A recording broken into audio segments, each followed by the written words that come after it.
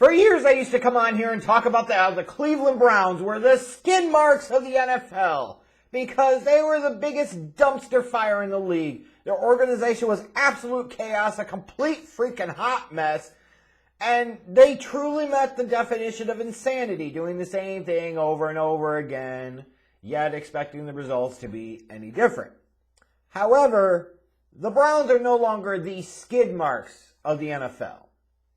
There is one dumpster fire that burns brighter than all the rest.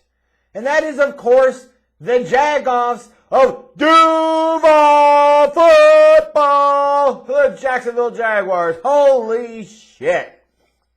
You want a little indication of just how much of a dumpster fire this organization is?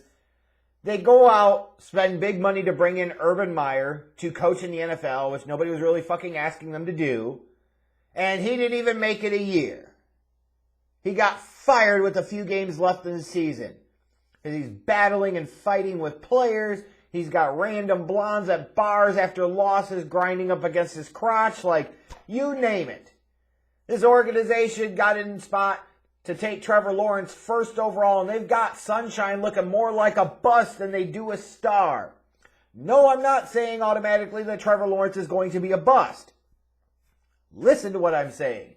They've got him looking more like a bust than a star. If you had to bet big money on which one Trevor Lawrence was more likely to be at this point, if you removed any personal beliefs or biases out of the equation and just looked at the information you have available, you would put big money on being a bust. Because why? Because of Duval football! If you want any other indication of just how much of a dumpster fire they are, this is going to be the second consecutive year that they have the number 1 overall pick in the draft. Not to mention all these other years of having top 5, top 10 picks, like you're consistently in that spot. You basically are becoming the fucking Los Angeles Clippers of the NFL. Your second straight year with the number 1 overall pick. Yeah, you're bad. You're a dumpster fire. You're the worst organization in the league. Oh, but wait, there's more. The Shad era. A perfect example of just because you get new ownership doesn't always mean it's going to represent something good. His record as owner of the Jaguars, 42-119. 9 seasons out of a decade. 9 seasons with 10 or more losses. There's been 1 measly division title and playoff appearance. That was that 2017 season. And that's it. They're looking for their 5th full-time head coach in a decade. 5th! Including 2 head coaches that were fired after a year or less in the cases of Mike Mularkey and damn Urban Meyer. Think about it like this. You point to the draft as where you build your teams. You don't sit there and take players and then trade them away a year later for significantly less in terms of draft pick capital and resources. And that's what the fuck they did when they traded away a 2020 first rounder in C.J. Henderson for a 2022 third round pick. For Christ's sake, you took C.J. Henderson in the top 10. A year later, you're trading him away for a day 3 pick or a day 2 pick. The hell? A first round full of disasters for varying different reasons, I will acknowledge.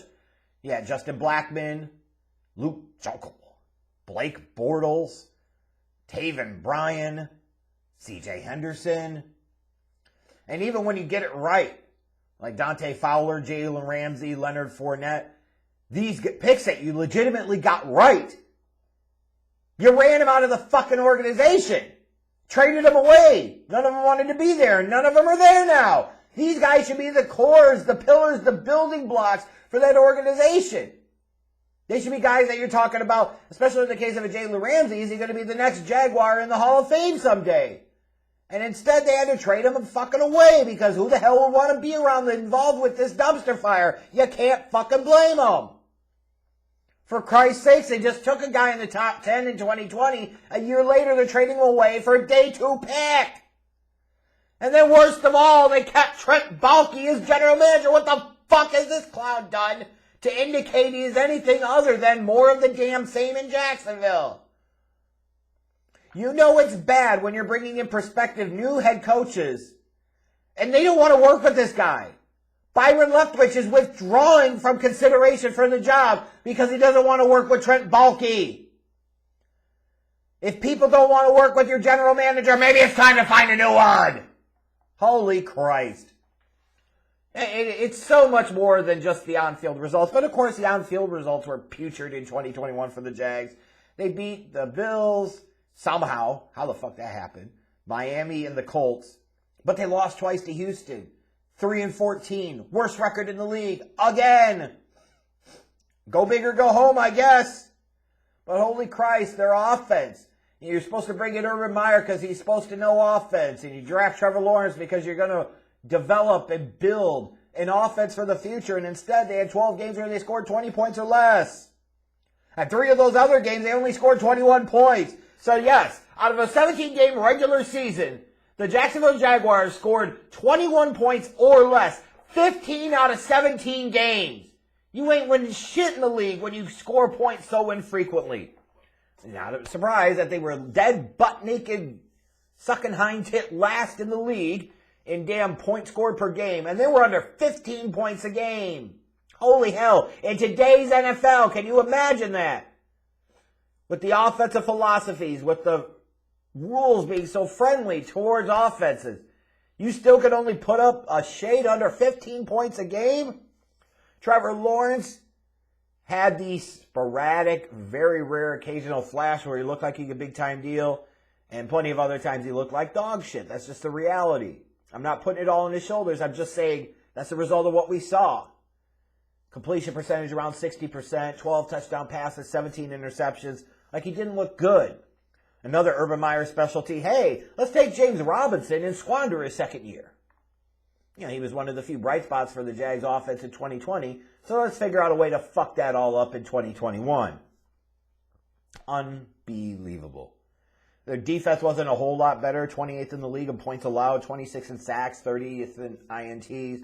So they took their inability to get after the quarterback, their inability to force turnovers, and combined that with allowing a shit ton of points. Combining that with the worst offense in the league, you can see why they're picking number 1 overall in the draft. And then this offseason, again, just showed more of just how much of a dysfunctional clusterfuck and dumpster fire the damn Jags are already. And we haven't even gotten to the free agency or the draft yet. This is just in terms of the coaching cycle. They fired Urban Meyer in the season. They were able to get off to a head start and still were one of the last teams to hire their head coach.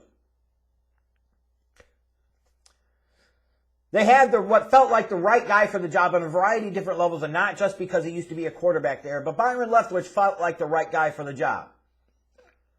And he didn't want to be there because he didn't want to work with Trent Baalke. And certainly didn't want to work with the Khan family as a result. No one can fucking blame him. The only potential saving grace here is that they came out of this. When you talk about being in the league, you know, number 1 goal of the program is supposed to be to want to win a Super Bowl title. Well, Doug Peterson's done that as a head coach. You can pick apart his flaws to kingdom fucking come, but the reality is he did that with Nick Foles as a starting quarterback. That has to carry some weight. That has to mean something. He went to the playoffs 3 times in 5 years. He's a significant, sizable upgrade at the very least over the last asshole, Urban Meyer. And if we can't agree on that, I don't know what the hell more to say. This could be a situation of it wasn't your first choice, but it still ended up being a good choice. Like, at least you can say, if you want to feel good about a head coaching hire, you've at least hired somebody that won a Super Bowl before. Now, you could say, what happens to coaches at second places or second stops when they won a Super Bowl in their first stop? History is not quite so kind in terms of being able to win a Super Bowl with that second team, but shit. At this point, you got to crawl before you fucking walk if you're the Jacksonville Jaguars. And of course, just like every other offseason, they have a shit ton of cap space. I think they've got over $60 million in cap space. But that's not a good thing. It in a bubble makes it seem like this is an appealing job, but the reality is they always have fucking cap space because they always botch their fucking drafts, meaning they don't have the talent available on their roster that they have to re-sign or extend in terms of contracts. They're a second-choice destination, third-choice destination in free agency. So you can talk cap space until you're blue in the fucking face, but when you have that much cap space every single fucking year and you still suck, it's a fucking problem.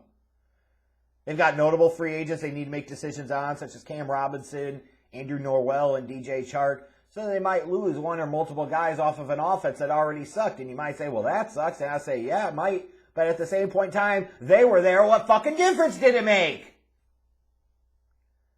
Basically, everybody on this roster for the Jags is replaceable. Everybody. That is all 53 men on the active roster. That certainly includes Trevor Lawrence. Everybody. I want to repeat everybody. Now, realistically, you can't move on from Trevor Lawrence after 1 year, nor is this draft really set up to position yourself to be able to do that. So this entire offseason needs to be built around one thing. Fuck that defense. You got to build up that offense first. You take care of the defense as you see fit, but you have to. Because obviously your number one need here is a new owner. Well, those don't exactly grow on trees. But the cons fucking suck. They're terrible.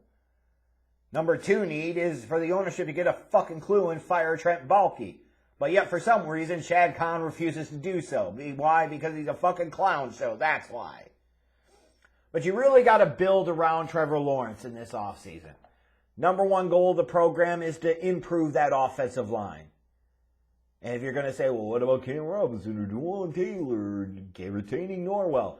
Everybody can fucking be replaced. That's how dog shit you are as an organization. That's how dog shit you are as a roster. Now, maybe you keep a Norwell. Fine. Then you still need to improve your tackles. I'm sorry. No, I'm not sorry. And with where the Jags are picking number one in this draft, as much as you're going to hear about the edge rusher and getting an impact player like a Thibodeau or a Hutchinson on the defensive side of the ball, no. You're only going to go as far as Trevor Lawrence takes you. Means you need to build around Trevor Lawrence. Means you need to help and support Trevor Lawrence. Means that you sitting there at number one, if you're Jacksonville, with the lack of a quarterback that's apparently a number one overall pick option this year, you take the best offensive lineman and you plug them in and you protect your goddamn young quarterback. And then you invest the rest of this damn draft on the offensive side of the ball. That means strengthening the trenches and getting some better skill talent around him at wide receiver and tight end. Well, they got Chark. Maybe they could re-sign Chark. Okay, so what? They've got LaVisca Chenault. I mean, what the fuck are we talking about here, people? Come on. They need impact players. They need difference makers. They were 3-14. They have the number one overall pick in the draft for the second consecutive year. Everybody is replaceable in this roster. The Jags need to look at this 2022 draft and lay themselves an offensive foundation that could potentially lead to Trevor Lawrence getting a second contract from the team. That's priority one, as that might lead to a potential playoff appearance in 2023. You got to build up that damn offense. You cannot compete in today's NFL scoring less than 15 points a game. Every major resource they have available to them in terms of money, in terms of draft picks, this offseason cycle must be invested on the offensive side of the ball, period. There is no argument. There is no debate. Go cry in your fucking pillow. Go yell at the damn wall. Go yell at the mirror at yourself. I don't care.